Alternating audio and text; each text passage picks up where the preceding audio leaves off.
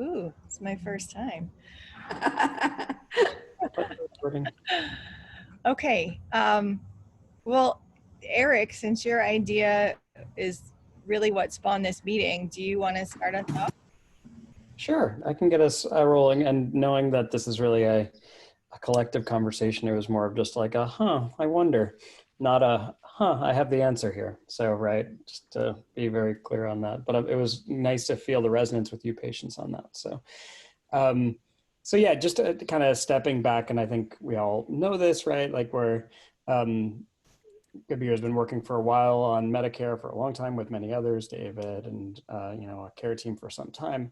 And in particular, I think the pathway, at least when I was last involved, and then COVID happened and life blew up, and I just got sucked into many vortices that I won't bore any of you with, but we'll talk about. We can talk some other time about that.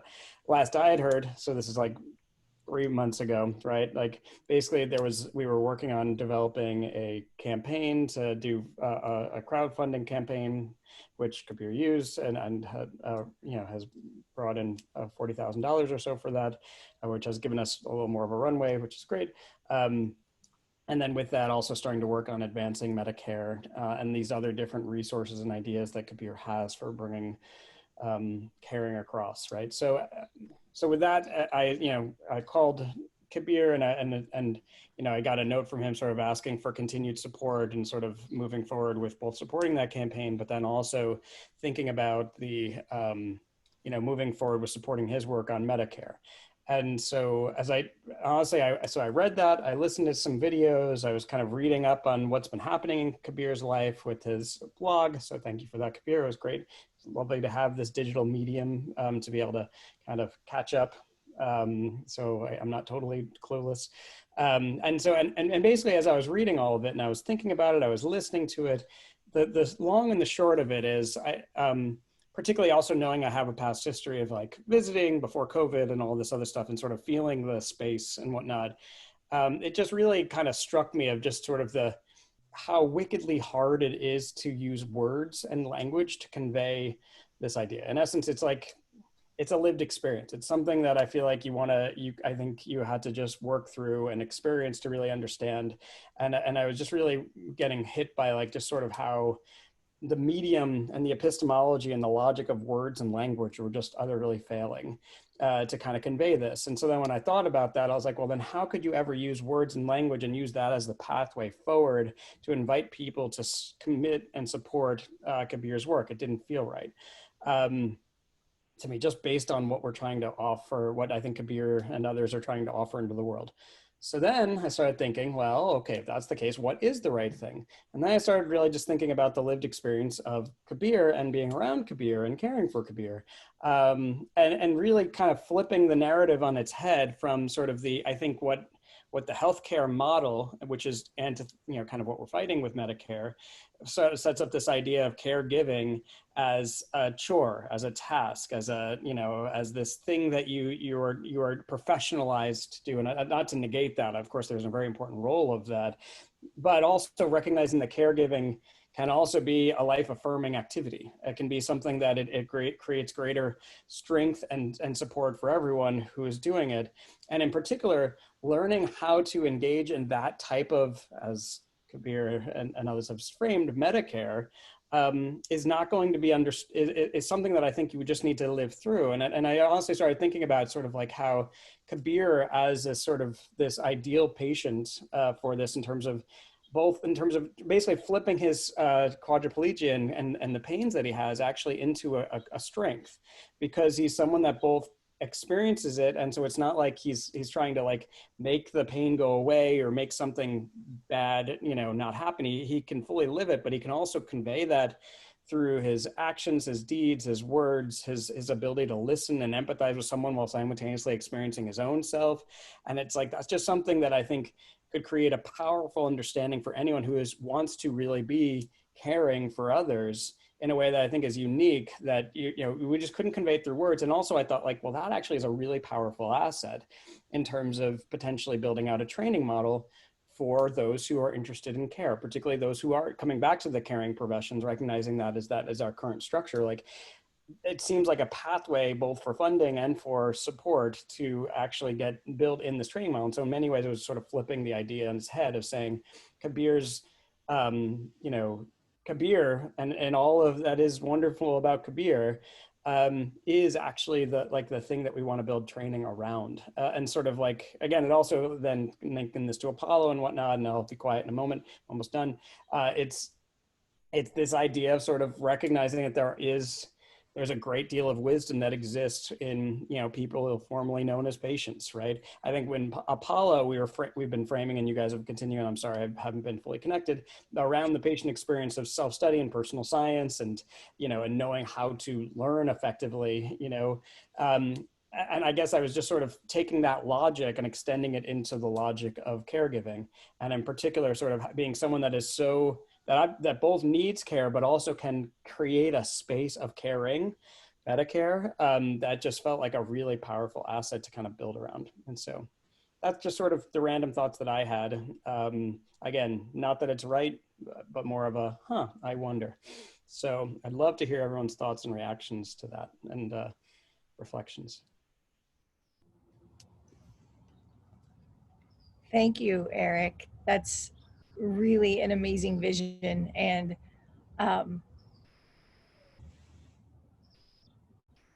let's just open it up. Thoughts, reactions, questions? Well, I'll jump in for a minute. Patients, welcome to Knowing Eric. We have been blessed by Eric's wisdom, especially in the early days of founding Project Apollo. And so, Eric, it's just so refreshing because I love the way you think, and the fact that, you know, you could just like outpour this amount of really useful thinking to get us started. You know, when I read the original note, and now when I'm hearing you say this, the idea of participating in the lived experience in Kabir's care community is really interesting. And I think you're onto something, but I also think there are a lot of ways to do that. Yeah. And so I'm almost wondering, let's make it as a given that this training will be experiential in some way, and maybe look at, from the caregiver's perspective, from Kabir's perspective, and Dennis as a caregiver has a rich perspective too. How could we convey this training I mean, are we talking about making videos? Are we talking about in-person events? And of course, your idea of flipping the let's pay to be Kabir's caregiver, which I love. I don't want to, I don't want to take my cynical mind on that one, because I think it's a really fascinating idea. But so I think it's a matter of not whether we should look at it that way, but what forms this experiential process could take that might be possible to do, and also useful, and how can we create that experiential training? So that's my 2 cents. Dennis, I'd love to hear your thoughts. The sound bath of listening to your mind again is just so refreshing. I've missed it. And that smile and knowledge that I can just be around that kind of light. It's wonderful. And I've been mulling over what this could mean, because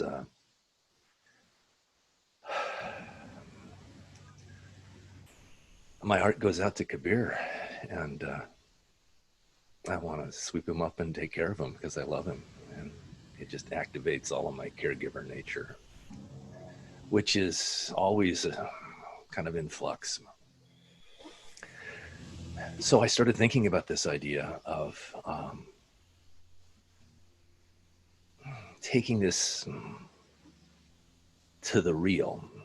I've hired some caregivers for Janice, and every one of them that I've worked with has been an interesting person. Most have been the products of tough experience that they're standing up under, and they're disenfranchised. They're working hand to mouth. They're trying to take care of themselves and families.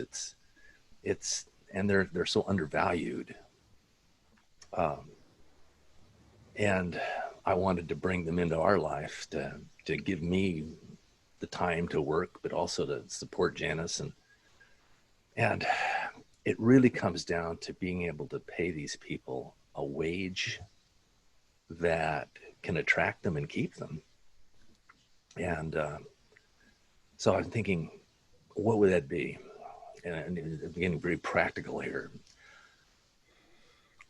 I think bottom line, to get the people to come and work, you've got to pay them about $25 an hour. And what the market seems to be providing is $15 an hour.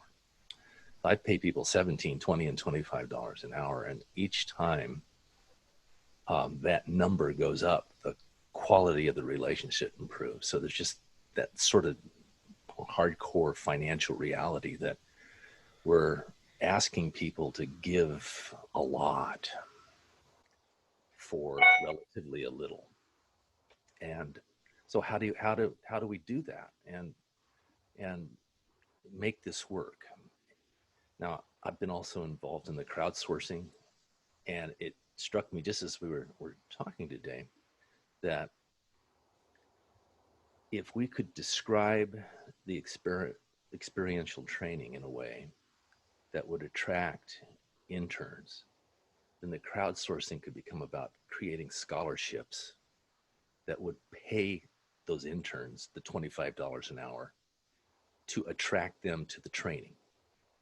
And that when you look at the fundraiser, I look at Kabir's face. I know Kabir. My heart goes out. I try to project that into the rest of the viral stream. But if a donor were able to look and see, well, this would provide this, it would be tangible. And that $25 an hour would be significantly more than typically Kabir could pay for help. And it would begin to magnetize in people, because the word scholarship and interns, that appeals to students, it appeals to thinkers. It's something that has status to it, and it's a resume builder, right? So you once we kind of encapsulate what the training would be, part of that would be you're building your healthcare caretaker resume. Part of it would be you have a certificate of MettaCare training. Part of it would be this way of arming a person who wants to go into this workplace so that they can make a little better living. And $25 an hour is a start. It's a good start. So that all is just sort of cascaded in the last half an hour. I've been reading the Trello boards. I've been sort of, like always, paddling furiously to try to get my head above the swamp of ideas I'm thinking about. But this is such an elevating thing to work with. It's such a bright light. And that's what I could make out of your written piece, Eric, was this: how could this be? And then suddenly it seems to me this is how it could be, in a real kind of nitty-gritty, useful, quick to get out there way. So that's what I have. I love the practicality of it, Dennis, and the doability of it. That it's like, whoa, that may be something we can do. Huh. Thanks. That's brilliant, actually. Does that soothe your cynical mind, Tyler? Yeah, it does. Seriously, because I've been thinking, since Eric wrote his note about how could this be done? Because that's where I always go. I go to execution first. That's why I asked you Leslie, Tyler, because I was like, oh God, I got another crazy. I don't know how to do this. No. But I always go to execution first. And I've been sort of, wandering around in that cloud for 24 hours. And bingo, Dennis, from your experience, I think that's I mean, really, and I do a lot with scholarships. I'm on a scholarship committee that gives scholarships to certain underprivileged young people who are going through a 4-year college thing. And so I have, when you say scholarships to people wanting to enter that field, I have this amazing picture of the quality of human beings that I've had the privilege to support over about the last 15 years and what they've gone on to do. And so, and how it is heartfelt that these people, and they're not always young, sometimes they're further along in their lives, but they're looking to further their education. And just the giving of the scholarship makes such a huge difference in their lives, and combine that with the ability to maybe source a career in a higher quality level of caregiving, and take care of their families or their personal needs at a you know, I just think that's brilliant. And by the way, Roger's doing stuff on a ladder right behind me, so don't be distracted. My perpetual motion husband. I'm not. I don't look. Anyway, I'll go back to video. But Dennis, I think thank you for zooming in on something that can be done. Yeah. Patience, Kabir, I'd love to hear your thoughts before we process towards action. Yeah, Patience, do you want to jump in or? I'm furiously scribbling down notes right now. The certificate of MettaCare training, Dennis, that was that particularly stood out for me. And the thought I had while you were speaking, Eric, is that if we could somehow offer CEUs, continuing education units for healthcare practitioners, and maybe like a I don't know if that would be a workshop or an ongoing training of successive educational pods mixed in with caregiving. I have no idea how that would come about, but that's what popped into my mind. And really, what I just got, what we're doing is we're elevating the field of care for the caregiver, for the one receiving care, and for the world. And I'm 100% certain that we've spoken about this, and I probably read it or heard it in other recorded Zoom conversations with other people, but it just hit me. Like, that's valuable. That's the offering, you know. And I started my career in alternative health and medicine in 1999 as a massage therapist with 200 hours, which for me, it was a way to make a living as a single mom. But when I shifted my view from this is how I make money to this is healing for me, for the people I serve, and for the people around us, my business took off exponentially. And I was able to take that into like more education for myself and different career fields. And when you had mentioned, Dennis, like the people who come into the field of caregiving, typically having life experiences and being, you know, disenfranchised, I think is the word that you used. We're elevating what it is to be a caregiver. We're creating a completely different experience around the relationship that has typically been the relationship between caregiver and patient, or caregiver and the one receiving care, to something more sacred. Well said.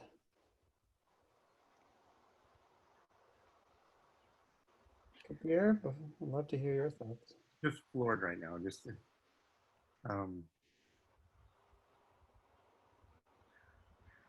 Dennis, I came up with the exact same number, $25 an hour.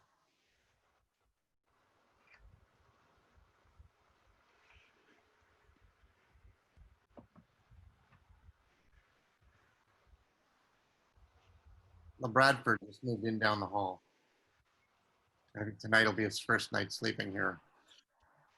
He's a 27-year-old basketball player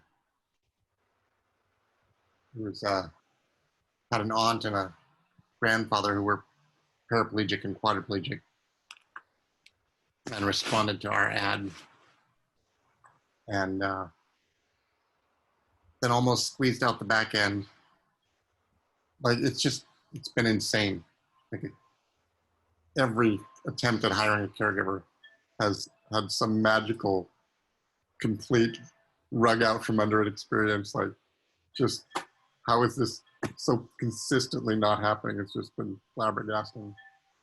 And when LeBradford called on the Sunday night before starting training on Monday and said, yeah, the living arrangement I had isn't going to work out, so I have to move back to Temecula with my folks, so we can't do this. I just said, no. This pattern breaks here.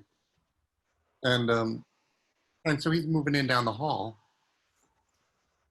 And one of the things that precipitated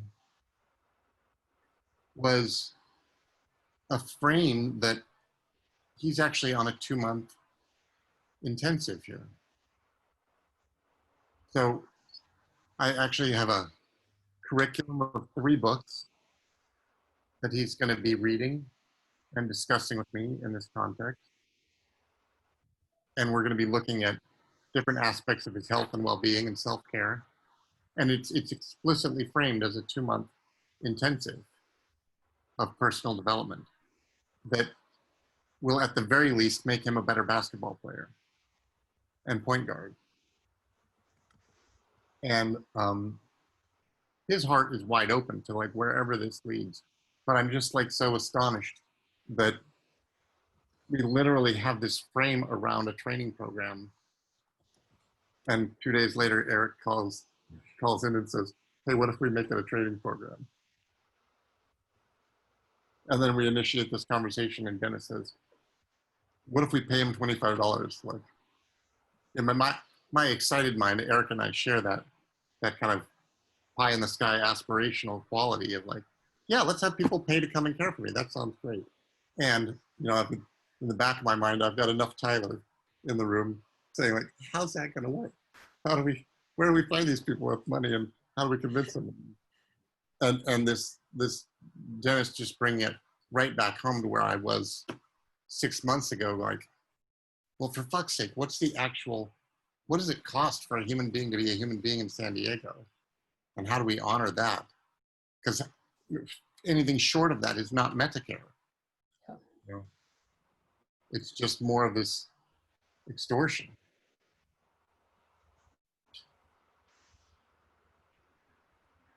And that's been the other piece that I've been thinking about, Eric, since you brought this up, is like, how do we frame a program? Like, how do we tell somebody, here's the syllabus of what we're going to do together? And at the same time, it is organic, it is lived. I just had a man come in last night from the agency. And God, I'm so like blessed to be having this experience again and again and again right now. Again, a guy comes in from the agency, clearly some professional skills. I wouldn't call him withdrawn, but certainly not forthcoming about, hi, I'm Clifford and this is my life, you know. But I just poked just enough and a little bit. And it turns out he's a born-again Christian since the 1970s in Pasadena. And he was so, like, he came to life when I invited him to share his testimony with me. And it led us into this place of dialogue and prayer and and his heart so open and playing lightly with the terms like Sufi, you know, shit that like born again Christians just like, well, I'm sure that's just the devil's words cloaked in something else, you know. But like he's like, by the end of the evening, he's joking about the term Sufi and actually saying like, I didn't know what to expect when I got here, but I didn't know you 2 hours ago and I love you now, he says, as he's giving me a hug, you know.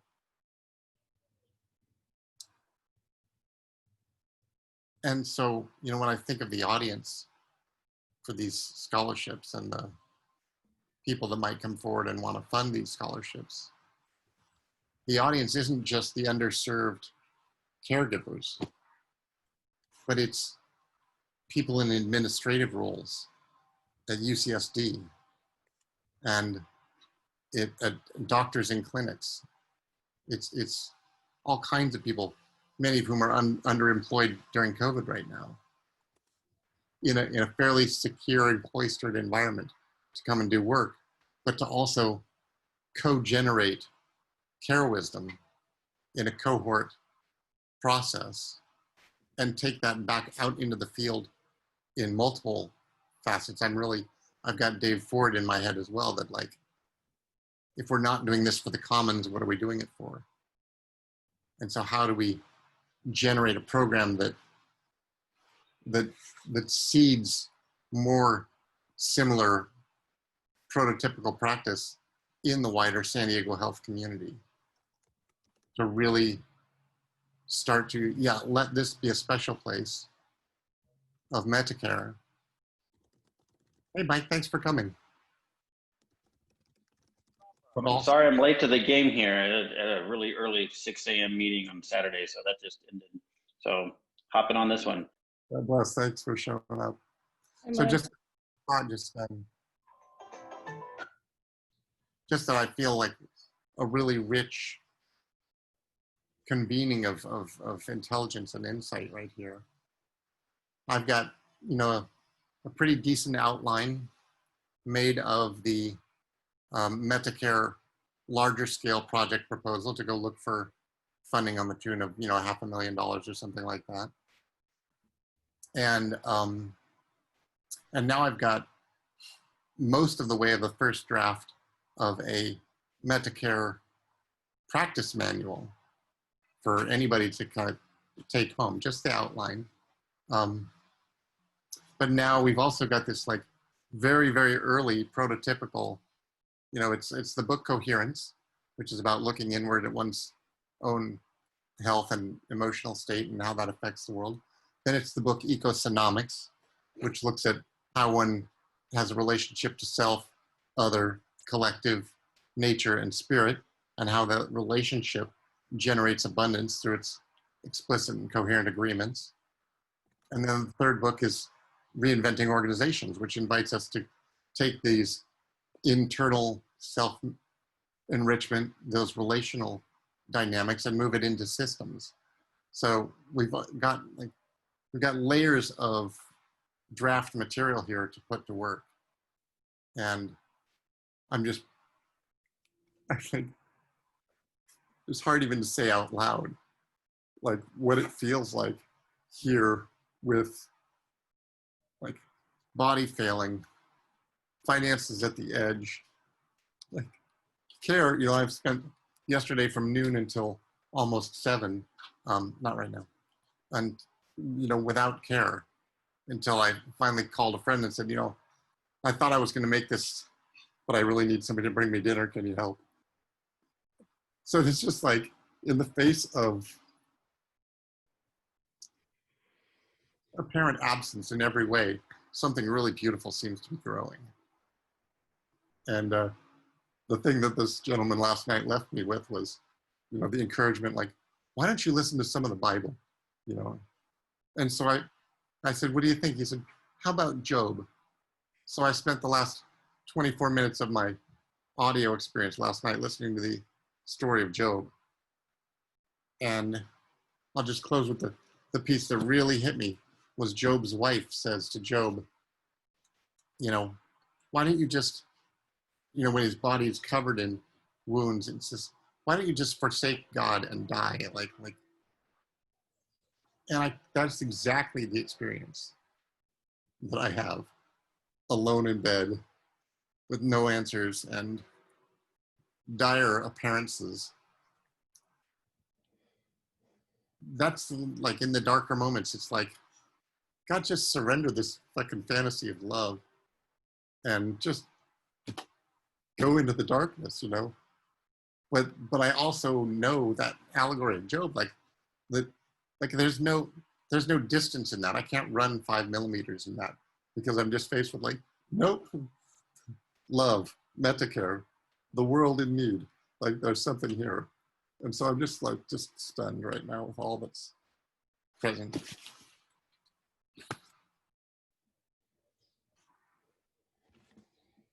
Yeah, that's me there. Thank you for that, Kabir. And I'm sorry you're in that place. And I hope we can find the way to turn that space, as you said, into the new hope.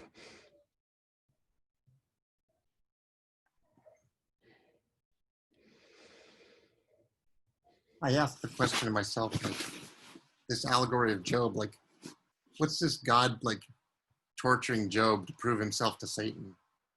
You know, like Satan just shows up and says, hey, like, I know, let's fuck with somebody you like. And God's like, yeah, sure, fuck with him.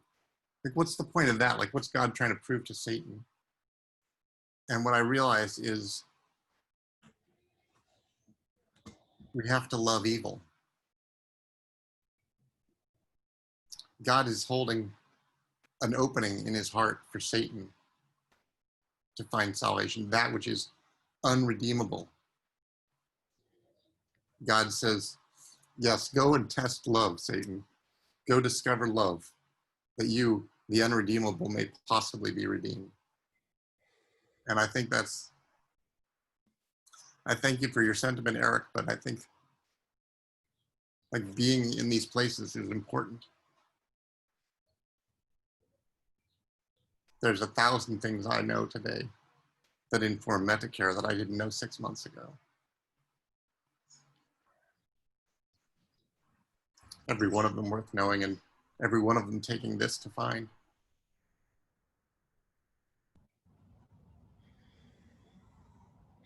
That's Well, the work.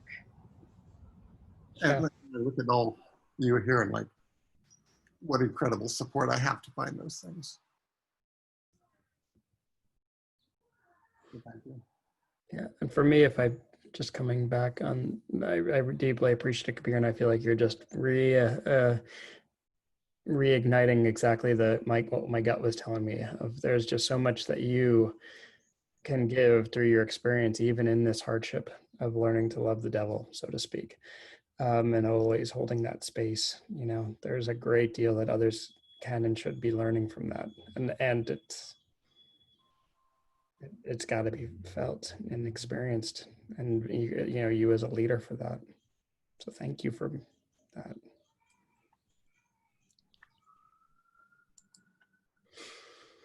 Thanks, Kabir.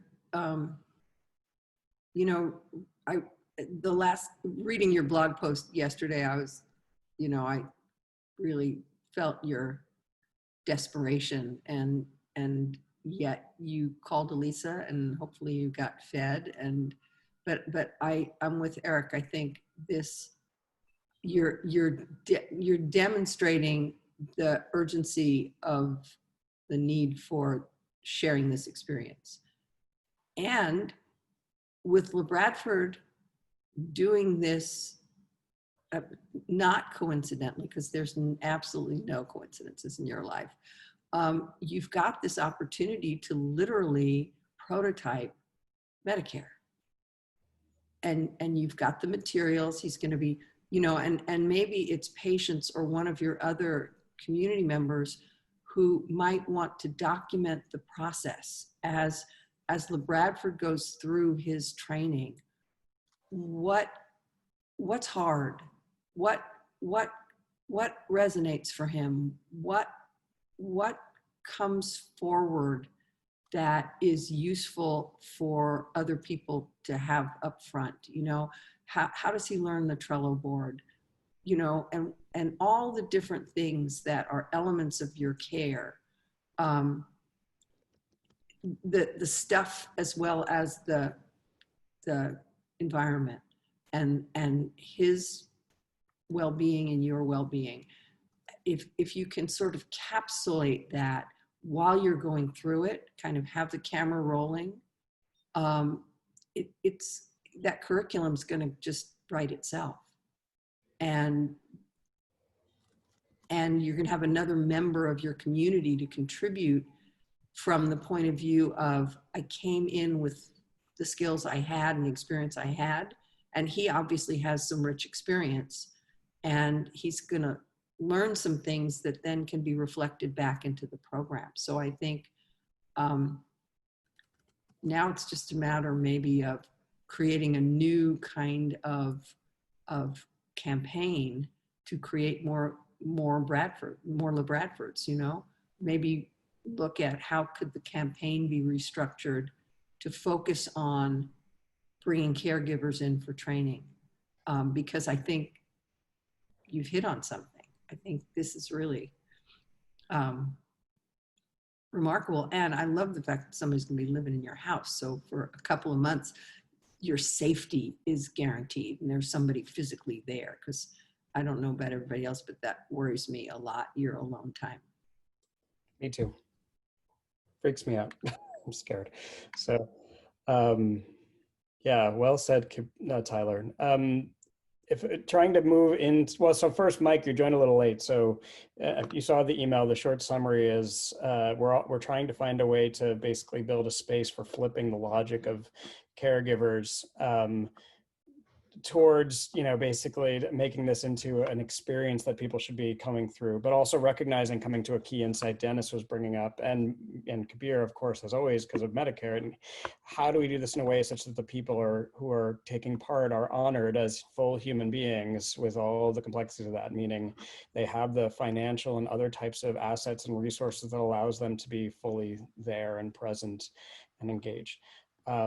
And so with that, if I may, I've been kind of playing around with this. I'm going to share my screen if I can get access to share screen. I've been kind of doodling on assets as we've been talking, to just kind of play through this a little bit more on what assets can we have brought to bear. Oh, and Dion's joining. Nice. Good timing. Gang's all here. This is wonderful.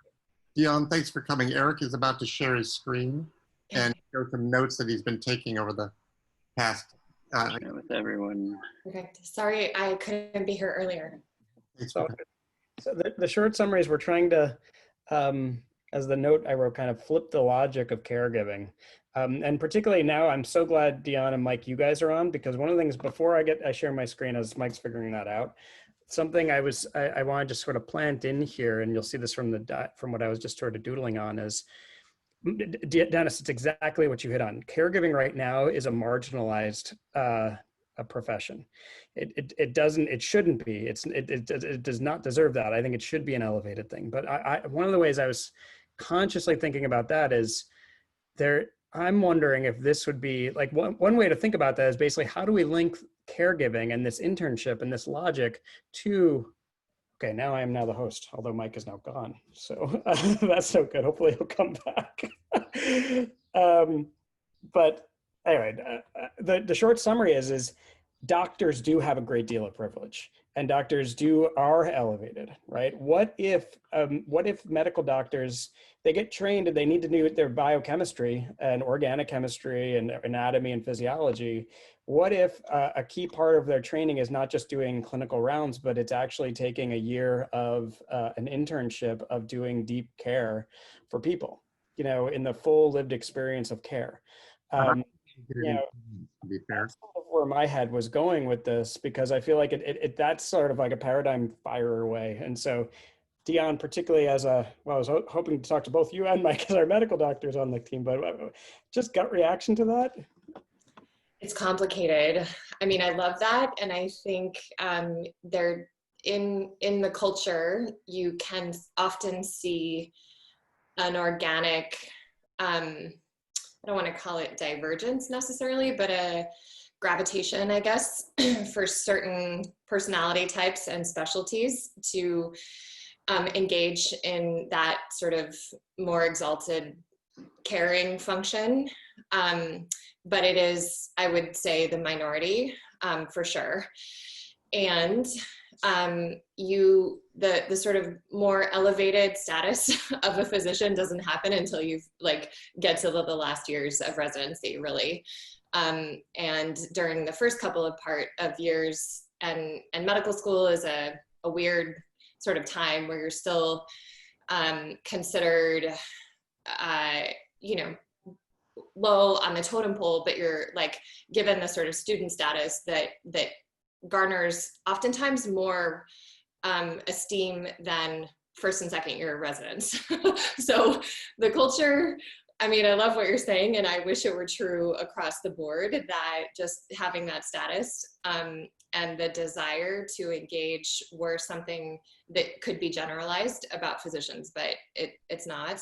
And you are seeing, though, interestingly, the last several years, and I will send out some links if this seems interesting and relevant, but the more, how to say this, wide appreciation for palliative care and as a specialty.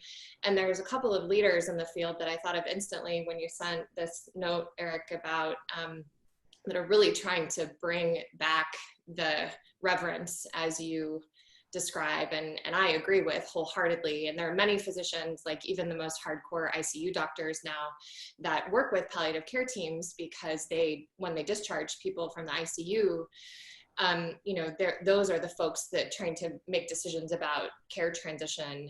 And I have a couple of colleagues that chose palliative care as specialties, and they're phenomenal, and they work with some of the leaders in the field. So I think perhaps that's a good model, because what is now being recognized is the skills that palliative care doctors have, which I think are much more aligned with the whole value system of MettaCare. They're unique among specialties, unfortunately, but that many physicians do actually value that and would love to engage in something, the way that they may not take on palliative care as a specialty, but now they're much more widely respectful of what palliative care doctors actually do, and realizing they could benefit within all of their specialties from interacting with those folks, learning from them, and incorporating some of those values and practices in whatever specialty they have. Thank you, Dion, for that. My 2 cents. No, and that makes a lot of sense. And I knew, just to come back to your starting point, I knew what I was describing was not the norm definitionally. But what you landed on was what I was trying to figure out, which is my hunch is that there is some small place that we can wedge into. And sounds like palliative care might be an interesting part of that. Another thing I was just thinking about is the movement towards patient-centeredness, and sort of saying, like, if you really want to be patient-centered, you need to, like, and maybe to bring back the Bible into the conversation, right? Like, you need to wash people's feet, you know, like, even if you're Jesus, you need to learn how to wash somebody else's foot. And that's an important part of this process. And that's like, and until you actually have had the lived experience, coming back to this, this isn't something you're going to rationally understand or learn through a book, but you need to feel what it means to care for someone in need, and live it for a while. You're not going to be ready to do this work in a meaningful way. So that's just. Yeah, I mean, I love it. I agree. And I think many other types of specialties or personalities in medicine also, you know, feel strongly the same. And then many do not. They're, you know, they're genuinely, that's not how they view medicine or their role in medicine. And you know, that's just gonna always be the case probably. But I'm also wondering about, what's that? Forget the surgeons, forget the, you know, it's fine, right? That's not who I'm talking to right now. Like, but the key is like, particularly being very pragmatic of Kabir has a pressing need. It's sort of like coming back to the scholarship idea and whatnot. And now let me show my screen, and thank you for that, Dion. What I was trying to think through is sort of recognizing the assets that we might want to just be mindful as we move forward. So I think scholarship is a really good one. It's a real concrete one. And I think just as I played through the numbers, $25 an hour, 24/7 cares for 52 weeks, we're floating around $218,400 if we play that as our only asset, right? So that, I just wanted us to see that and think about that. But then what I was started thinking about, particularly Kabir, as you were bringing up, you know, that you have, I'm sorry, what was his name again? Who's now with you? Oh, LaBradford. LaBradford with you, right? Like, well, you do actually have a home, right? So you do have room and board. That is an asset to be mindful of, to allow someone to live with dignity, right? There is you as a person and a being, which I think is important to think about. There is a training experience, and then being enveloped in more of a collective experience, right? It's like not people don't do everything just for the money, although they do need enough to live with decency. And so I think like in my mind, part of the question is how do we build a context to allow people to live with decency? This, in my mind, is the number if you only think individualistic capitalist. I think we can, but I think there are other ways to get beyond this, which I do think also honors MettaCare, but I invite us to all think about that. So then the last thing I started thinking about is, well, then what are the assets that can be brought from the collective on this? So funding of scholarships, right? Donations, med students, particularly thinking about requirements for training, or anyone who is involved in the caring professions, right? Like, and this is Dion, what I was trying to tee up with you, right? It's like, where would be a place where literally like tomorrow would be the ideal? Like we could say, yes, this is a requirement, or this is something that you need to do, a nurse or something like that. And here's a place where you could go do it in a very unique way. Like, I don't know if that's possible, but just want to planting that in of sort of like, if we can build it into a training program, I think there's something real powerful there. Then of course, the other area could be potentially loans, but this, in my mind, the essential thing here, which patients, I think you were hitting at, this is really inspired from your point of like, when you learned how to feel and care, your work started to get better and you actually started doing well for yourself and family too, right? So it's sort of like loans, I think, can work as long as it is truly an investment towards, a stronger, self and capacity to be part of the collective, right? And then of course there's parents and potentially taxes. These are parents good for taxes, probably not right now, but so I just wanted us to have mindfulness of this in terms of like, what are the assets we can be brought to bear? And then knowing that we only have about 10 minutes left, I'd love to transition this back to practically knowing that this is not an academic exercise. This is a very concrete exercise. Like, what do we think could be a very concrete set of next steps? I'm particularly looking back to you guys, Dennis and Tyler, who are more practical than me, as everyone knows. What can we practically do to kind of start doing something for Kabir in this frame, if we do think there is warrant value here?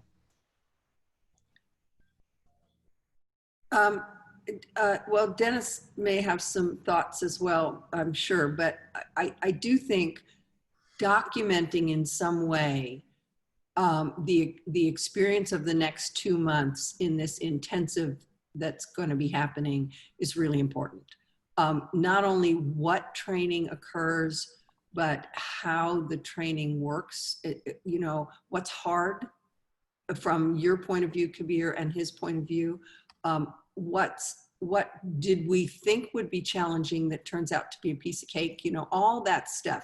If you can document this experience so that it can be mapped onto a sort of step guide.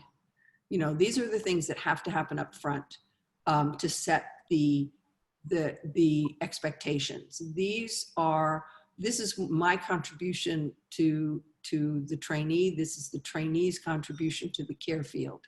And if that could be mapped out, and if we could start looking at how to characterize this into a different kind of campaign, so that instead of raising money for Kabir in the abstract, we're raising money to fund the training of these internships, because it's a different listening that your audience is going to have, even though, it's the same money. It has nothing, and it's flowing through you and it allows you to pay for your care, and the room and board of your participants, if that's part of the project, which not coincidentally pays your mortgage. So, how can the campaign be recharacterized, or just start a new campaign around this? Because it's very concrete. And I love that you're starting him off with these 3 different kinds of educational tools, because, and that part of the process is you're going to dialogue about those. I think that's using resources, and that's going to be really fascinating to see what comes out of that. But that's what I think is the most concrete thing that we can do, is start creating this step-by-step manual real lived experiences, and then retooling the campaign. I throw in one, I think that was brilliant. One more is testimonials too, from people who have worked with Kabir in the past. Absolutely. I particularly saw it on the website. It's already there. It's just like putting it into that, like, this is what I get from this, right? And this is what it's like to be with Kabir, you know, like that's, I think, is a key part of this. So, but yeah, other than that, and everything else you said, +1. 100%. Yeah, no, thanks. I agree. I also thought it was brilliant and helps identify, if I'm understanding the principles, I mean, there is a whole ecosystem in this, right? Not to overuse that word, but I think that helps identify how various aspects could also be more widely distributed. If there were, you know, it's, as Eric showed, I mean, and you well know, there's so much to do, and maybe there's an opportunity for more people to be involved with pieces of that, where, you know, it would be a very concrete need that could be filled. They could feel like they were part of the ecosystem, and then, you know, I mean, I think that's even more powerful sometimes, is a bigger community of people aligned for a similar goal. To speak to the immediate practical, Kabir, I think you should rewrite your ad and begin using the terms scholarship and internship immediately. That's something you can do. Your ads are magnificent. I've seen them. And share this list of readings, because that's a magnet for the kinds of minds you want to attract: coherence, economics, reinventing organizations. And be thinking too, be thinking about the kids who are stuck, graduating from high school with a target, and now they're stuck. They're in an unintentional gap here. Look to hit those kids who might be thinking about pre-med or pre-nursing, or just trying to explore a vocation, have that feeling in them they don't know about yet. But this is a true service to help a young person see if their vocation is really in this place. For some, it won't be. For some, it's the light. And these are things that can be done, I mean, today, as soon as possible, to write that ad in a way that uses the trigger words we're talking about and makes them real. So that's that. And brother, you're in a crucible. That's the word. I wanted to add, oh, sorry, Dennis. I want to add one thought to what Dennis just said, which is just like, City College has a nursing training program. The students that go to that program are some of the most diverse and challenged economically of students you'll ever meet. And they're in their nursing program, and it's a very well-respected nursing program.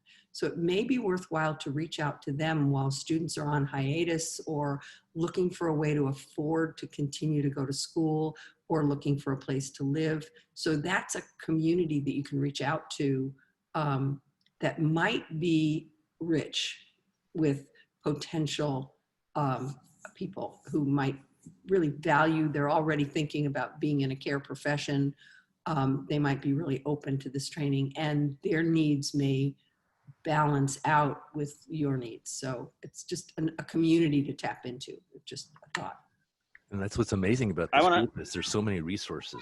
Everybody has their hands in so many things. Yeah, so I want to add my thoughts here.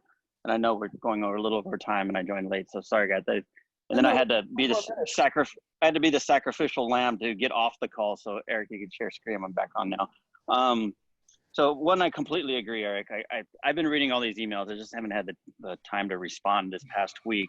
Completely agree. It's all about the lived experience. And I think maybe Dion, you touched on this a little bit. As a med student, first 2 years, you're just in the classroom. You're just learning what it's like to be OBGYN, what it's like to be a family doctor, what it's like to be a pediatrician. You don't really understand what it's like to be OBGYN until you deliver your first baby, right? You don't understand what it's like to be a pediatrician until you're there by the bedside and your first child you're caring for dies. So it's the lived experience that, you know, makes or breaks this decision of what you want to be the rest of your life in medical school. And so I completely agree that it's the lived experience of like being a caregiver. You could read all you want about it, but you're not going to experience it until like you go there. So the way I'm putting on my academic hat here, but the way to look at this, that I'm looking at it, is like, you know, Kabir's experience is kind of like a clinical rotation. You know, I'll send the med students there, and if you have that documentation, already have like what MettaCare is, so I could pitch that to med schools for students who are looking for some sort of different type of an elective. I just need like, what are they going to be doing on the rotation? And so that's what Tyler, what you're talking about is like, you know, this is the start of writing the curriculum of what MettaCare is. Like, what's the day-to-day thing? Day one is orientation. Day two, you know, show up at this, meet this caregiver and learn this, shadow this person over here. And so I think that you already have some of that content and it can be easily translated over. And some of the, like exactly what Dennis said, the ads that you have on Craigslist, I think could easily be translated into, all right, here's the objectives for, you know, the 6 weeks you're going to spend here in boot camp or whatever time period that, you know, comes about that. And I love the idea, Eric, of what you're using is like different forms of capital of like, hey, you know, you're a high school student, you're looking for an experience. Well, here's a, you know, kind of 6 week boot camp into caregiving. And here's what you're going to learn. Here's the objectives and here's the deliverables that you're going to have during that time period. So I do think all the pieces are there, and, you know, it's just the vernacular that we're using to, you know, pull it together. And I love the idea that Tyler says of using that nursing students, because, you know, tapping into the resources that are already here in town. I think, you know, this is exactly what we needed. And I'm sorry, Kabir, you have to suffer to get to push this in the right direction so quickly. But sometimes, you know, under pressure cookers, things are made faster. It accelerates the speed of delivery. Yay! Yeah, I want to just add right onto that around, I have been hearing, of course, a lot of people out of work in various capacities. And I just think there's a job repurposing that can be done in a way that is so beneficial. You know, people thinking they're only qualified for certain things when indeed they have a whole bunch of skills that haven't probably even been valued in their previous position, that they, you know, would be a fantastic fit. So I'd love to see the kind of, you know, understand more about what the needs are and then do some thinking around, you know, absolutely. I think certain medical students would be interested. I think certain nursing, but also many other types of care professionals, and then many other types of people who would never have thought they'd be qualified to do something like this. And if I can just build on one last, and then we should get to next steps, is the this room and board one's really starting to get stuck with me of like, what if this was like, we had a few different layers. We had the 2-month variation, but we also had this sort of year rotation where we have students that are nursing. Quickly share your screen again so I can see that the vision. Oh yeah, here. About the room and board. I just want to see the spreadsheet as you're talking. Yeah, so this is what I'd come up with. Like, this was basically how much it would cost if we only thought about the asset of money, as we thought about a living wage being $25 an hour, 24/7, then that's just one person basically. But the non-financial assets are these. And of course, Kabir, you have a whole multi-capital framework, so we should be thinking about that, right? So just putting that back out, as I know you know, but we don't have time to go there. But really just kind of, and this, by the way, were the notes that I got in terms of next steps and whatnot, which I think feel exactly right. Right up the start rewriting towards scholarship and whatnot. But just this last one that I was trying to hit on in terms of room and board, like, what if there were undergrads who basically they need a place to live? What if Kabir's house was the place to live, particularly to get the caring profession, right? So that becomes a key part of it, where you're basically building a caring space for them to be a student, to be caring, and to still go to STC or otherwise, like something like that as a target was just another layer of this. And I could imagine us sort of writing up like this scholarship, but being very concrete, like this is supporting students such that they can really get deeply involved in what it means to truly care. You know, and then hit all those different variations, and then we can just start trying to recruit, you know. But this is carer in residence. The care and residence program. There we go. Yes. MettaCare and residence. All right. So I think we are at that time, but so it seems like we have next steps. What can, Kabir, I'd love to hear patients. What are you guys hearing? What can we help with? What makes sense for you to push forward on and otherwise? So. Well, I'm really glad that Patience has been taking notes. seriously, I've been watching, and you know, I hear rewriting the ad. I hear targeting City College. I feel an adjustment in my awareness as I've been going through care.com and pinging people to see who would respond. I've been kind of looking at the age range of about 27 to about 50, but pushing that down into earlier places with more clear motivation and intention.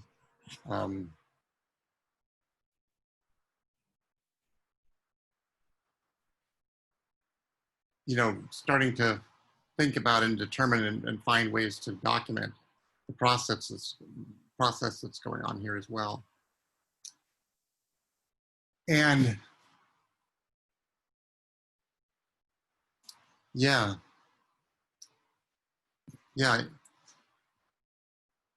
and I'm also just, to be transparent, I'm feeling the tension of being stuck in bed. You see, I'm keep trying to adjust this laptop and get it to play nice, and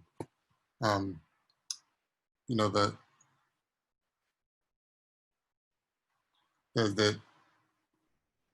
I don't know what's the condition of the rest of the house right now.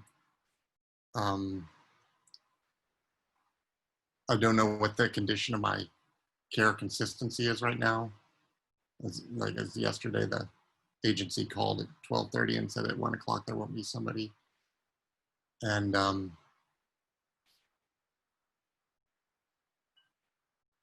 yeah, I guess that's just maybe an emotional vent. But I think what I'm cognizant of is there's linear momentum occurring right now, but it's also in turbulent space. And Eric, you said caregiving is undervalued, underappreciated. And what I think that's symptomatic of is you know, relative to what could be, not to what should have been. Care itself is undervalued as a common resource. We're only just learning to value water and air, let alone care. And so I do think that, Dion, what you said about palliative care as an example, and I was thinking in the back of my mind, also osteopathy. There are a couple of places in the field right now, and probably 10 more we haven't thought of offhand, where we could start to foreground, we could start to shift the pre-industrial model of medicine, where we call it healthcare, but really we're training technicians, where we're actually starting to move towards what does healthcare look like in 50 years, where care is much more of an explicit part of the process all the way through the education of the practitioners and the participation of the community, et cetera. So I feel like I've got some marching orders, and I just have to kind of wrap my heart and body and practicalities around meeting those commitments. Kabir, if there are things that we could offset, I don't know if I won't speak for others, but I've got mental bandwidth again, and I see the pathway, and so I'm happy to be in that role with you right now. So just, you know, sounding board, send me something to write or think through as a drafting and stuff. Just let me know. Yeah, I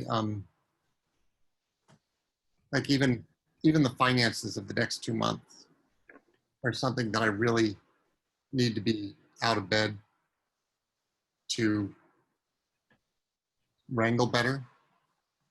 And so I've got some money in a business account. I'm still trying to talk myself out of buying a laptop that's more powerful than this one, to see if that'll aid the work in bed. But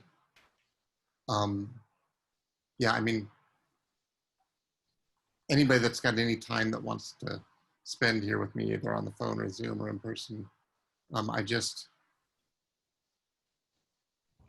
think Elisa's coming by today. She found another business grant that I might be able to apply for. And so interesting, this context that's emerging right now. So she's going to help me kind of get through that process a little bit. And I am going to try and get up to my computer today, and just depending on how much I can get done there, it's usually a pretty narrow window lately, but the MettaCare manual, for example, is almost outlined, and I would love anybody's eyes on that to push back and say, makes no sense, or where's this, or more of that, or, you know, again, that's just one of those things that was, the karma of this has been insane since last November, when every time I'm like literally a day or two away from something happening, like something just rolls through and I end up in the hospital or in bed or whatever, or, you know, the caregiver quits, or it's been remarkable. And so I'm just like, just letting that pulverize and open the part of me that still felt like I was doing any of this. Well, the reference to Job was not, was of course not, yeah, it was truly spot on. But if you need eyes on any documentation, please, please, please just send it to me. You know, I'm good at that. And Eric is waving his hands too. So, you know, and yeah, I think all of us, you know, are going to be able to help you with that. And if you do want to reframe the campaign, you know, I can help on that, and I'd be happy to. Yeah, I do want to. I just like Bandwidth. We all understand you're driving this bus, and if you get stuck and you need us to push a little bit, you know, let us know. Patience, I want to speak to you directly, because it just struck me that we built an asset during this meeting and you've recorded it. And that recording is a powerful testimony to the spirit of what's going on here. And it should be in front of people who could fund this. So I don't know how others feel, but I'd be very comfortable with this Zoom meeting being shared with anyone who's willing to watch it, listen to it, and feel what happened here.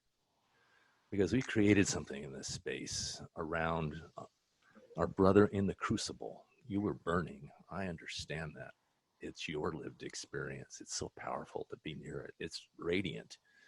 And the pain and the growth, I can feel it. Everyone in this space can feel it. And we have a recording now. We have media.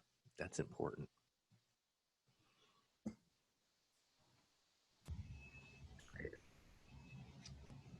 Yeah, this is now an archival document about MettaCare. So do we need a release, Kabir?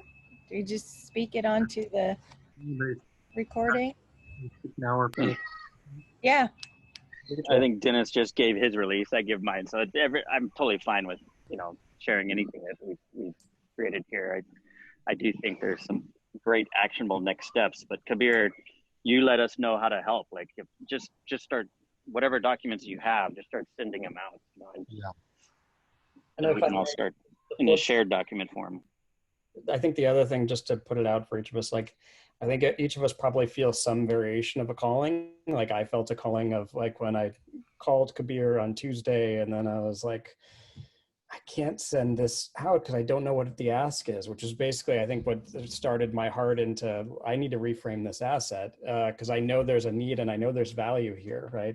I'm just wondering if we can each continue to sort of just allow our callings to be brought forth to each other, not to, just as I was saying, like, I didn't think I was right, but more of just like, well, at least it'll be something to be put into the crucible, if you will, to continue your thing, you know. So I just don't want to put it all on Kabir, basically, is what I'm saying. And so with that, Kabir, I'm going to continue to ponder, and if I have something, I will try to offer as best I can, knowing these to-do lists. I will share this Google Doc that I just created too with everybody, so you can kind of see this kind of quick notes I took, even though Patience, I'm sure you were doing it too. So, but yeah, always good to have different variations of the same thing. So Yeah, I'd love your spreadsheet, please. And thank you all. We're 10 minutes over. Elijah, swim lesson, is it? Or? yeah, his Spanish class is done. I'm hearing him running around, so I best get off as to the point, but at least me. So, but Good seeing you, Eric.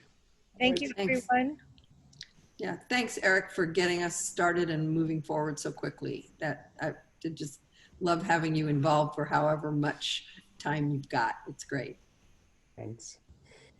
All right. As I said on my note, I really do find it nice affirming being with you all, and I wish I had more time to be with you all, truly. But that's for another conversation, and it doesn't have to be about me right now. So thank you, everyone.